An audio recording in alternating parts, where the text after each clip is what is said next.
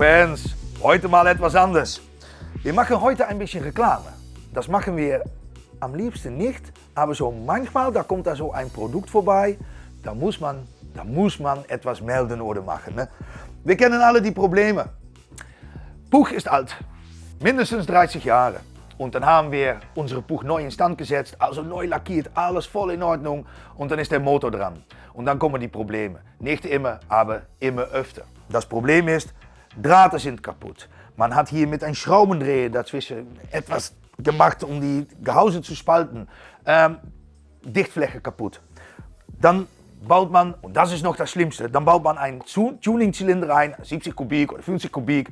Und dann muss man eigentlich, wenn man das richtig machen will, muss man diese Überströme auf Maß machen. Naja, geht ohne Probleme, aber die Dichtfläche wird natürlich immer kleiner. Ja.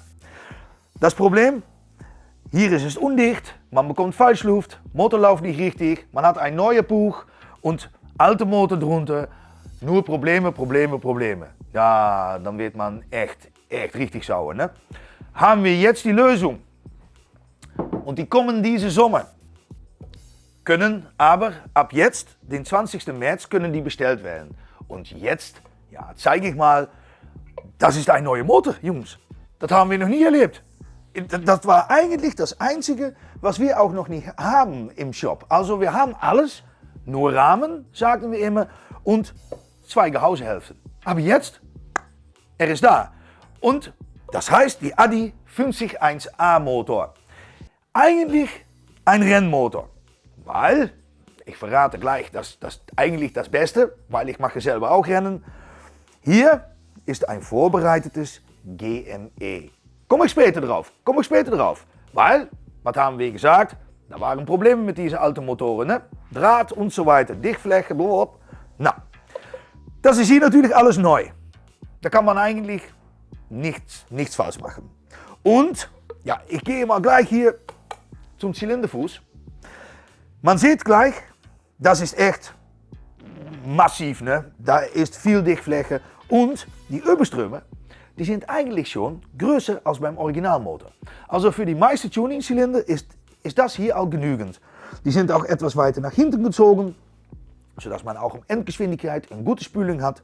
Also, ja, Probleme sind hier eigentlich weg. Und ja, dann kann man noch ein GME drauf bauen. Naja, das ist der zweite Punkt, den ich melden will. Weil ein GME, wir machen das auch im Rennbetrieb. Aber hier ist es vorbereitet. Man kann natürlich selber ein Membran wählen. Ja, das ist eigentlich super. Man kann da machen, was man will. Ansaugstützen kann man natürlich selber auch anfertigen. Oder ja, was man will. Das ist alles frei. Muss man nicht nutzen für Straßenbetrieb? Nee, denke ich nicht.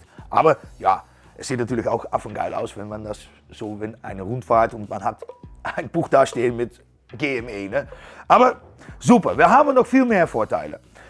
Die Vorteile, zum Beispiel haben wir auch gesagt, mit dem Spalten von Motorgehäuse, meine Schraubendreher, hier sind Aussparungen dafür, weil da sind Passstifte drin. Und das Gehäuse, ja, das ist echt ziemlich gut aufeinander. Und dann kann man hier mit einem Schraubendreher kann man ein bisschen helfen. Nicht zu viel natürlich. Man muss, genauso wie diese alten Motoren, man muss da nicht zu viel mit einem Hammer dabei. Nee. Immer vorsichtig. Aber ja, wenn das aufgebaut ist, dann kann man auch wieder Jahre fahren. Ne? Also, was noch mehr? Ja, finde ich auch affengeil.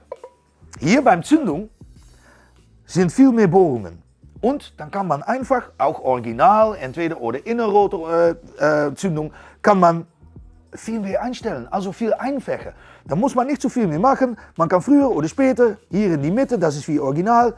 Und ja, viel mehr Aufnahme heißt einfach gemacht. Also viel mehr Zündungen können drin. Das geht jetzt auch, aber da muss man öfter dran arbeiten. Hier ohne Probleme. Alles passt ohne Probleme und man kann das einfach einstellen. Dann haben wir noch etwas Schönes. Untenseite. Sieh mal, Kühlrippen. Ja, ein Zweitakt liebt, der will nicht zu heiß sein, der liebt Kühlung. Also, ja, wenn man das hier mit extra Kühlrippen verseht, ja, dann wird das kühler. Das kann 1-2 Grad Unterschied oder 3 Grad Unterschied machen. Das ist super. Einfach zu schade, dass man es in eingebauter Zustand, ja, da sieht man das fast nicht. Ne? Eigentlich zu schade. Aber da kann man immer noch zeigen, so drunter liegen. Sieh mal, ich habe Coolgrip am Motor. Was ist auch noch viel besser? Hier beim Zahnrad ist eine Lage drin, wissen wir alle.